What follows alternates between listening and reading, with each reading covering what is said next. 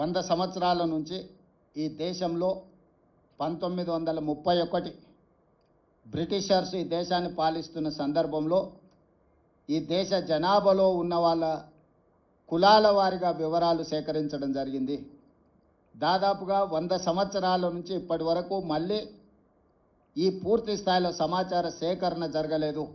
2010లో మన్మోహన్ సింగ్ గారు శ్రీమతి సోనియా గాంధీ గారు యూపీఏ చైర్పర్సన్గా ఉన్నప్పుడు ఒక ప్రయత్నం చేసిండ్రు, సమాచార సేకరణ చేసిండ్రు.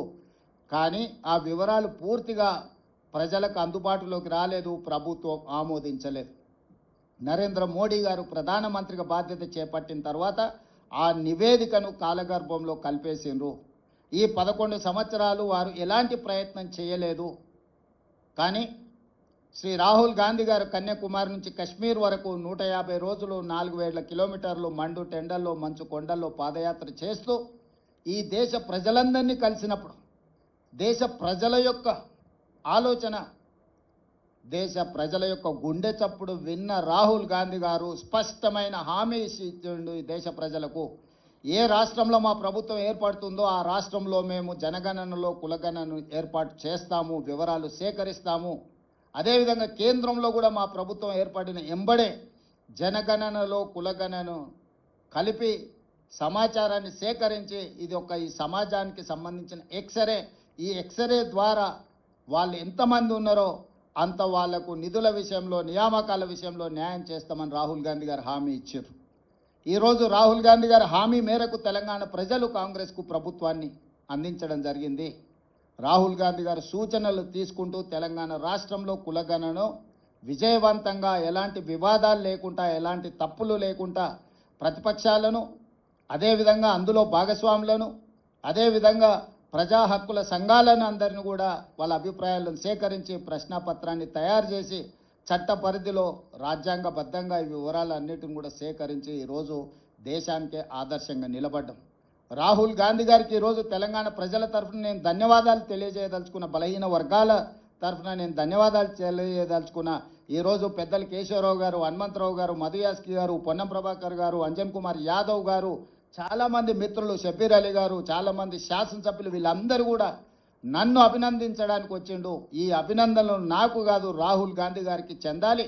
వారి ఆలోచనను వారి సూచనలు తీసుకొని తెలంగాణ రాష్ట్ర ప్రభుత్వం ఈ కులగణను చేపట్టడం జరిగింది. స్పష్టంగా పారదర్శకంగా అత్యంత భద్రంగా ఈ వ్యవహారాన్ని మొత్తం ప్రభుత్వం ఒక ప్రతిష్టాత్మకంగా తీసుకొని అమలు చేయడం జరిగింది. ఇందులో మంత్రివర్గ ఉపసంఘం group of ministers Uttam Kumar Reddy garu, Bhatti Vikramarka గారు, సీతక్క గారు, అదేవిధంగా శ్రీధర్ బాబు గారు, పొన్నం ప్రభాకర్ గారు అందరూ కూడా ఇందులో అధికారులతోని చీఫ్ సెక్రటరీ నుంచి ఎన్యూమరేటర్ల వరకు దాదాపుగా 150,000 మంది భాగస్వాములు అయ్యి దాదాపుగా 90 రోజులు నిరంతరం పనిచేసి ఈ విజయవంతంగా ఈ నివేదికను తయారు చేయడం జరిగింది. ఆ తర్వాత అసెంబ్లీలో తీర్మానం చేసినాం, 2 తీర్మానాలు చేసినాం. ఒకటి, జనగణనలో కులగణన కేంద్ర ప్రభుత్వం తక్షణమే చేపట్టాలి. అదేవిధంగా బీసీ రిజర్వేషన్లను 50% పరిధిలో నియంత్రించడం కాదు, ఈ 50% పరిధిని దాటి రిజర్వేషన్లు పెంచాలి. అందులో 42% బీసీలకు రిజర్వేషన్లు ఇవ్వాలి అని మేము శాసనసభలో తీర్మానం చేసి కేంద్ర ప్రభుత్వానికి పంపించినాం. కుల సంఘాల మద్దతు జంతర్ మంతర్లో కేంద్ర ప్రభుత్వం మీద పార్లమెంట్ జరిగేటప్పుడు ఒత్తిడి తీసుకురావడానికి రోజంతా ధర్నా చేసినాం.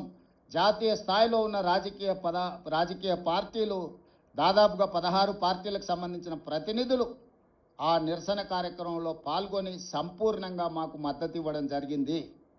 ఈరోజు ఈ ఒత్తిడి మేరకు కేంద్ర ప్రభుత్వం నరేంద్ర మోడీ గారు నిన్న జనగణనలో కులగణనను చేర్చుతామని నిర్ణయించారు. ఈ నిర్ణయాన్ని స్వాగతిస్తున్నాము. ఇక్కడ రాజకీయాలకు తావు లేకుండా కేంద్ర ప్రభుత్వాన్ని అభినందిస్తున్నాము. అయితే ఇది అమలు చేసే క్రమంలో తీసుకోవాల్సిన జాగ్రత్తలు, నిర్ణయించాల్సిన సమయం అనేది అత్యంత కీలకము. ఈరోజు ప్రధానమంత్రి గారిని నేను అడుగుతున్నా, మీరు ఎప్పుడు మొదలు పెడుతున్నారు, ఎప్పటిలోగా జనగణన కులగణన చేర్చి పూర్తి చేస్తారో మీరు తేదీలను నిర్ణయించండి. అదేవిధంగా ఇది అమలు చేసే క్రమంలో మీరు తీసుకోబోయే నిర్ణయాలు, అమలు చేసే ముందు వచ్చే సవాళ్లను, సమస్యల్ని ఏ విధంగా అధిగమించదలుచుకున్నారో మీరు అన్ని రాజకీయ పక్షాలతో చర్చించండి. ఇది సీక్రెట్ డాక్యుమెంట్ కాదు, ఇది ఎనీ పొలిటికల్ పార్టీ రెస్పాన్సిబిలిటీ కాదు, ఇది గవర్నమెంట్ ఆఫ్ ఇండియా బాధ్యత. కేంద్ర ప్రభుత్వం ఒక నిర్ణయం తీసుకొని ఒక విధానాన్ని తెచ్చినప్పుడు అన్ని రాజకీయ పార్టీలతోని పార్లమెంటరీ వ్యవస్థలో భాగస్వాములైన ప్రతి ఒక్కరితో చర్చించి వాళ్ళ సూచనలు తీసుకోవాలి. అందుకే నరేంద్ర మోడీ గారికి సూచన చేస్తున్న గ్రూప్ ఆఫ్ మినిస్టర్స్తో ఒక కమిటీ వేయండి, ఆఫీసర్లతో కూడుకున్న ఇంకొక ఎక్స్పర్ట్స్ కమిటీని వేయండి. గ్రూప్ ఆఫ్ మినిస్టర్స్ రాజకీయ పార్టీలతోని, అదేవిధంగా స్టేక్ హోల్డర్స్తోని, అదేవిధంగా సివిల్ సొసైటీస్తోని చర్చ, వాళ్ళ నుంచి వచ్చే సూచనలను, వాళ్ళ నుంచి వచ్చే సమస్యలను, ప్రశ్నలను ప్రభుత్వం వివరణ ఇవ్వడం ద్వారా పారదర్శకంగా ఈ ప్రక్రియను ముందుకు తీసుకెళ్ళవచ్చు. ఇదే కాకుండా ఈ అధికారులు వివిధ రాష్ట్రాలలో గతంలో జరిగిన అనుభవాలను వాళ్ళు తిరిగి తెలుసుకోవాలి, అక్కడి నుంచి సమాచారాన్ని సేకరించాలి. తద్వారా ఈ గొప్ప కార్యక్రమము ఎలాంటి వివాదాలకు తావు లేకుండా పూర్తి చేయడానికి అవకాశం ఉంటుంది. కాబట్టి మీరు అధికారులతో కూడా కమిటీని నిర్ణయించి ఇప్పుడు మీరు చేపట్టబోయే జనగణనలో కులగణన విధి విధానాలు ఏందో నిర్ణయించండి. విధి విధానాలను కూడా పబ్లిక్ డొమైన్లో పెట్టండి. ప్రజల నుంచి సూచనలు తీసుకోండి.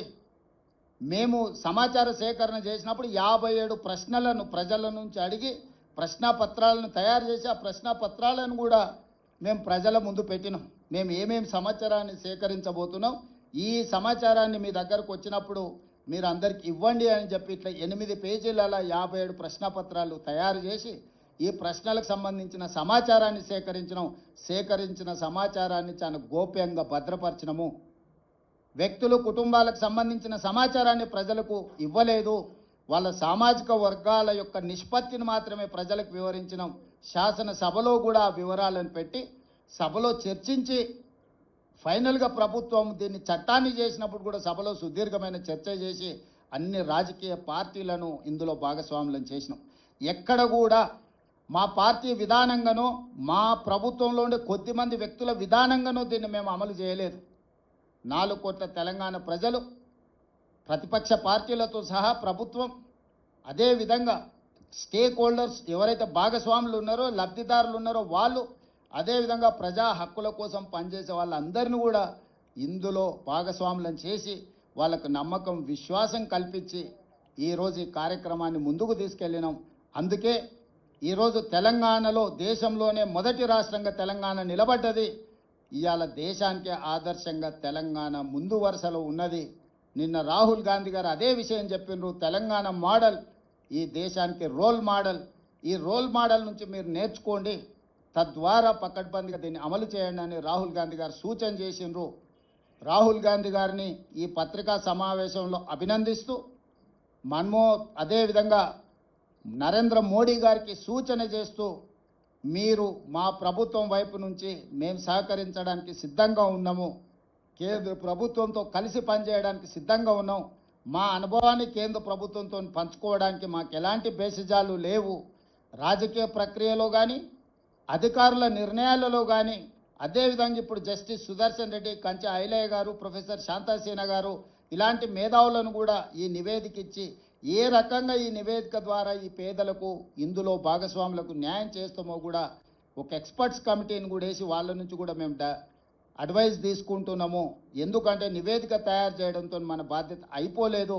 ఆ నివేదిక ద్వారా నిజమైన పేదలకు లబ్ధి చేకూరాలి, నిజమైన బలహీన వర్గాలకు మేలు జరగాలి అన్న ఆలోచన కృత్రిమంగా 50% రిజర్వేషన్ ఏదైతే అప్పర్ లిమిట్ క్యాప్ పెట్టినరో దాన్ని తొలగించడమే కాదు, బీసీలకు 42% రిజర్వేషన్ ఇవ్వాలి అన్న ఆలోచన ఏదైతే ఉన్నదో మేము తీర్మానం చేసినాం, జంతర్ మంతర్లో ధర్నా చేసినాం.